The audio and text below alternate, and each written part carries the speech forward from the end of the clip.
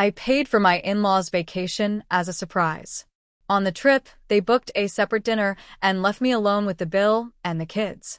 They claimed I was just the nanny anyway. I quietly booked a different flight home because I didn't grow up with much. So once I started making decent money, enough to not worry about groceries or car repairs, I wanted to share that feeling with others. My husband's parents had always hinted about how they'd never taken a real vacation. They loved to talk about how much they sacrificed for their kids, especially my husband. So when I landed a big work bonus last spring, I thought, why not treat them? I didn't tell them at first.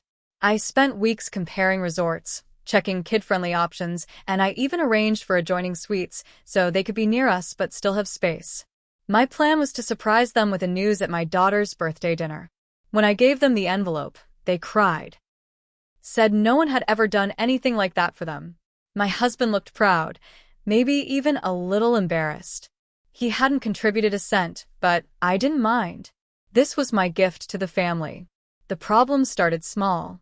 On the flight to Florida, my mother-in-law complained about the seats, even though I'd paid for extra legroom. Then they didn't like the resort's buffet, too ethnic, she said. But I kept smiling. I thought they're just overwhelmed. By day 3, I noticed a shift. They'd start mornings with us, then vanish in the afternoons. No explanación. I was left chasing 2 cranky kids around the pool while my husband scrolled through his phone, saying, "They're on vacation too? Babe, let them breathe." That night, things blew up. I'd made a dinner reservation at a beachside restaurant, supposed to be the one special evening for all of us. But when we got to the lobby, they weren't there. My husband checked his phone and said, "Oh, I forgot."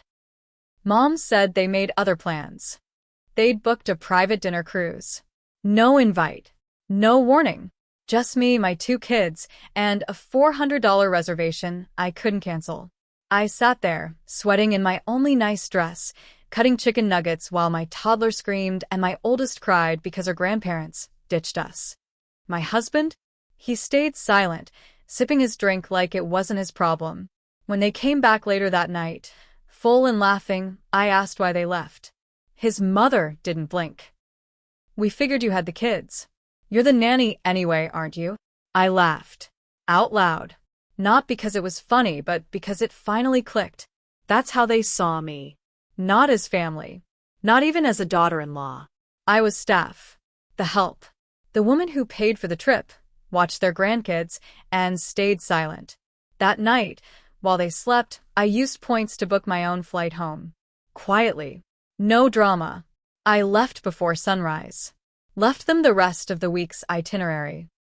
Left my husband a note that said, "You wanted space? Now you've got it." I didn't answer my phone for 3 days. I work in healthcare management in Charlotte. It's not glamorous, but it pays well, and after 10 years of grind and overtime, I finally reached a place where I could breathe financially. My husband, Eric, works part-time doing real estate photography and some freelance drone work. He's passionate about it, which is fine, but I've been the main earner for most of our marriage. Eric's parents, Larry and Denise, have always had strong opinions about everything. They're the kind of people who bring their own food to weddings and complain about it anyway. They never outright disrespected me before, but they've always treated me a bit like I didn't quite belong. I figured it was because I'm not from their side of town, or didn't go to the same church they did. Anyway, last year I got a $12,000 bonus from work. It was the first time I ever saw 5 figures hit my account that wasn't earmarked for a bill or emergency. I didn't want to blow it on junk. I wanted to create a memory. Eric had always said his parents never traveled. His dad had never even seen the ocean. That stuck with me. So I spent 2 weeks planning a full family vacation to Clearwater Beach, Florida. I handled flights, hotels, food stipends, everything. I even picked a resort with kid care options and separate suites, so everyone had privacy. I put in the work. My goal? A week to relax together, maybe bond more with Eric's parents. I revealed it all at our daughter Jenna's 5th birthday dinner. Printed out the itinerary in a little envelope. Denise started crying. Larry gave me an awkward hug and called me too generous. Eric just said, Damn, babe, that's amazing, and kissed my cheek. I thought it was going to be something good. Something that might bring us closer. I was stupid. It started unraveling slowly. On the flight, Denise asked why we weren't flying first class if I had the money for a big surprise like this. I laughed it off. Then when we got to the resort, she complained about the smell in the hallway and asked if I had looked at reviews. Yes, I had. Extensively. The kids were having fun, at least. Jenna loved the pool. Our toddler, Mikey, was a handful but manageable. But every day, Larry and Denise would disappear. No warning, no explanation. They'd show up at breakfast, complain about the eggs, then vanish for hours. I'd be chasing Mikey around the pool deck, trying to keep him from licking sun chairs, while Jenna cried because Grandma said we'd go shell hunting. Eric didn't help. Every time I brought it up, he'd say, "They're old, babe. Let them enjoy themselves. You're taking it too personally." Too personally? I paid for the trip. I planned the schedule. I packed the medicine kits and sunscreen and coordinated everyone's food preferences. Then came the dinner. It was supposed to be our one nice night out. I'd booked a reservation for all of us at this oceanfront place with string lights and fresh seafood. I bought a dress off clearance that I'd saved just for that night. I wanted a picture. One nice family photo. We got to the lobby at 6:50 for our 7 p.m. reservation. No, Denise. No, Larry. Eric checked his phone and gave this half-assed shrug. Oh, yeah, Mom texted me. They made other plans. Other plans? They booked a dinner cruise. Just the two of them. I stood there stunned, holding a diaper bag, clutching my purse, dressed up like I thought this was something important. My kids were whining because they were hungry. I asked Eric why they didn't tell me. He said they thought it'd be too much for the kids anyway. So I sat at that fancy dinner table alone with my 2 children. Mikey flung a fork onto the sand. Jenna knocked over her lemonade. And I paid the $398 tab myself while Eric just sat there, pretending like it was all fine. Later that night, when Denise and Larry came back, they were giggling about dolphins and drinks. I asked straight up, "Why didn't you join us for dinner?" Denise looked me dead in the eyes and said, "Well, you had the kids anyway. You're basically the nanny, aren't you? Like I was some outsider. Some babysitter they tolerate. Not their daughter-in-law. Not the person who gave them this trip." Something in me broke. I went to the balcony, opened my laptop, and used my Delta points to book a flight home for the next morning. I packed my bag, made sure the kids had their clothes laid out, and left a note. "You all seem to be enjoying your time without me. I'm letting you continue." I left before sunrise. I didn't even look back at the resort. 3 days.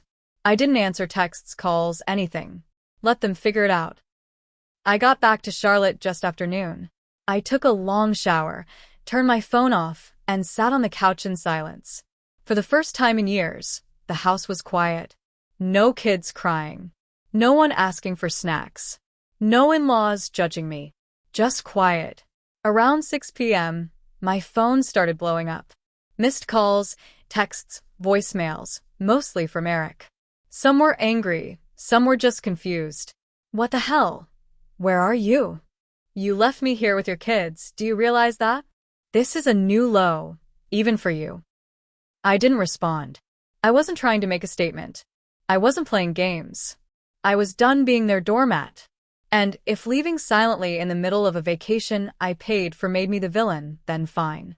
I was done explaining myself to people who saw me as nothing more than the help. By day 2, Eric switched from angry to panicked. Apparently Denise was furious. Not at herself for what she said, but at me for abandoning the family. She told Eric I was unstable, selfish, probably having a breakdown. He said, "You left without thinking about how this makes me look." Not us. Not the kids. Him. By the time they flew home, 2 days later than planned, I'd already moved into the guest room. I didn't even greet them at the airport. I texted Eric and said, "Your car's at the long-term lot." I left the keys in the glove box. When he came home, he slammed the front door like a teenager. "You embarrassed me," he said. You made me look like I can't control my own wife. That line stuck with me. Control? That's when I realized something. Eric never truly stood up for me. Not once in 10 years. Every time his parents made backhanded comments, every time Denise undermined me in front of the kids, every time Larry ignored my opinions like I didn't matter, Eric just looked away. Said it wasn't worth starting drama. What he meant was, I wasn't worth defending. That weekend, I told him I needed space. He rolled his eyes. This again? I told him he should go stay with his parents for a bit. He laughed. You want me to move out? Are you serious? I was. Dead serious. I handed him a printed copy of the itemized vacation costs. Everything, flights, rooms, food, activities, just over $8,200. You and your parents can reimburse me however you want. Payment plan, whatever.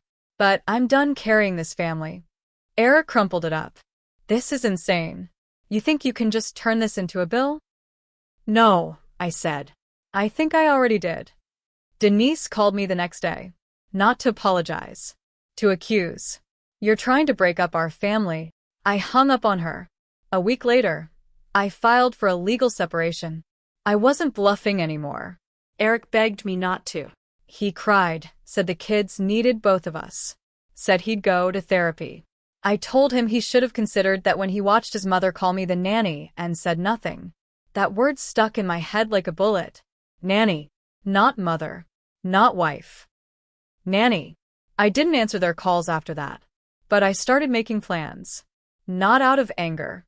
Out of clarity. I finally saw who I was in their eyes. And I wasn't going to stay in that role anymore. About 3 weeks after I filed for separation, I got a letter in the mail from an attorney. Not mine. Denise had retained legal counsel and was threatening to sue me for emotional distress and intentional abandonment of dependent minors. I sat on the kitchen floor holding that letter, hands shaking. At first, I thought it was a joke. Some kind of empty scare tactic. But the language was serious. Her attorney was claiming that because I left the children without a legal guardian present, I endangered their safety. That Eric was distracted and therefore not solely responsible. Denise was trying to paint me as unstable. That word again.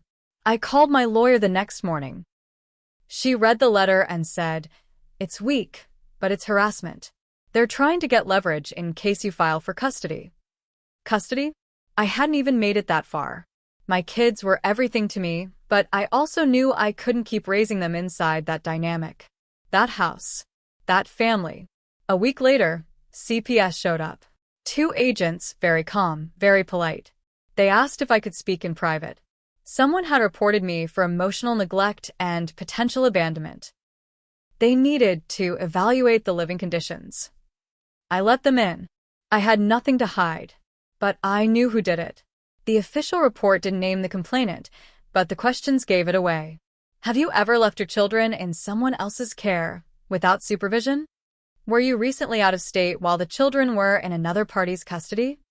They were building a narrative, one that Denise started. Eric denied it, swore he had nothing to do with it. But I'd seen the calls on the phone records, hours spent on the line with his mother the week after I left the resort. I stopped speaking to him entirely after that. We did exchanges for the kids through my sister. I kept a journal, saved every message. I documented everything because it was clear they were trying to provoke me into a mistake. Then, out of nowhere, Larry showed up at my work. He stood in the lobby like some relic out of a bad dream. Just stared at me. When I asked if he needed something, he said, "You're destroying our son." And for what? Your pride. Security escorted him out. My boss gave me 2 days off. Later that night, Eric sent a long text. "I know they've crossed a line. I didn't know they'd go this far. But you have to stop this legal stuff before it gets worse. They're scared you'll take the kids away forever." I didn't respond, because now I was starting to think about it. Not to hurt him, but to protect myself. And my children. Because if they could weaponize the legal system once, what would stop them from doing it again? They wanted a war? Fine. I was done playing peacekeeper. I never wanted revenge. I wanted respect. I wanted peace. But they wouldn't let me have it. After CPS came and went, I hired a second attorney. One just for custody. I told her everything. I handed her my journal, printed every text, provided photos, bills, proof that I paid for that entire trip. I gave her the letter from Denise's lawyer, the CPS report, even the time-stamped text where Eric admitted he didn't know they'd go this far. She said, "We have more than enough. Let's push for full legal custody and supervised visitation." That's when the power shifted. Eric's attorney tried to argue that I was unstable for leaving mid-vacation. But my lawyer shut it down with documented harassment, false CPS reports, and proof that Eric had allowed his mother to openly insult me in front of the kids. We had voice memos. Denise didn't realize my daughter had recorded their poolside talk on a kid's tablet, where she told Jenna, "Your mom's being dramatic again." The judge was stern. She didn't tolerate the games. I was awarded full legal and physical custody. Eric was granted bi-weekly supervised visitation at a center. Denise and Larry? No contact. The judge said any further interference would result in a restraining order. When she said that, I looked across the courtroom and saw Denise finally look nervous. For the first time, she looked small. Eric moved in with them temporarily. I didn't care. He called once, months later, from a restricted number. I let it go to voicemail. "I just wanted to say I get it now. I should have stood up for you. I let them turn me into something I hate. I don't expect forgiveness. I just wanted you to know." I never called back. By then, I was working remote, raising my kids in peace. My daughter slept through the night again. My son stopped flinching every time someone raised their voice. I never posted about what happened. Never blasted it on social media. But I made sure every single consequence landed directly where it belonged. Denise, who called me just the nanny, would never see her grandchildren again.